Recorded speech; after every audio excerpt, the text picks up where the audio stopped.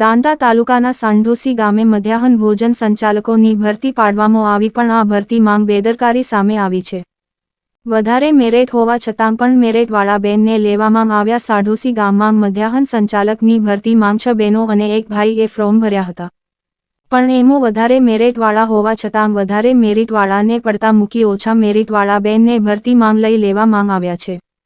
આ વિશેની સાચી તપાસ કરી અને જેટલા વધારે મેરિટવાળા બહેનો હતા એમને નોકરી નથી આપી એ બહેનો અને ભાઈઓ કે આ વિશેની તપાસ કરી અમને ન્યાય આપો એવી રજૂઆત કરી ન્યાય માંગવા ડાભી સુમનબેન મેહુભાઈ, વસુધાબેન અંકિતભાઈ, કપિલાબેન રવિભાઈ, દીપિકાબેન ગોવિંદભાઈ, જયશ્રીબેન અજયભાઈ આ બધા મળીને આનો ન્યાય માંગવા દાંતા નાયબ મામલતદારને આવેદનપત્ર આપેલ એ બાબતેનો હજુ સુધી કોઈ નિકાલ આવેલ નથી. આવી બેદરકારી દાખવીને ભરતી કરનાર સામે કાયદેસરના પગલાં લઈ તપાસ કરાવે. ભ્રષ્ટાચાર દાંતા તાલુકામાં ચાલે છે તો આનો નિકાલ કેમ ના આવે? આનો નિકાલ લાવવો જરૂરી છે. આમ ગરીબ જનતાને લૂંટવાનું બંધ કરે. ભ્રષ્ટાચારી અધિકારીઓ ભરતીમાં પણ સેટિંગ કર્યા હોય એવી ચર્ચા લોકો માંગ ચાલી રહી છે તો આવી ખુલ્લે આમ બેદરકારી થાય તો આનો નિકાલ કેમ ના આવે? દાંતા તાલુકાના ન્યાય મામલતદારને અરજી આપી હોવા છતાં નિકાલ કેમ ના આવ્યો? ડાભી સુમનબેન મેહુલભાઈને 91% મેરિટ હોવા છતાં ઓછા મેરિટવાળાને નોકરી મળી ગઈ. આ ભ્રષ્ટાચાર નહીં તો શું છે? કેમ લીધા આનો ન્યાય? ગરીબ પ્રજાને મળે એવી આશા અમે રાખીએ છીએ. સરકાર તરફ ભ્રષ્ટાચારો ઉપર વહેલા તપાસ કરે એવી માંગણી છે.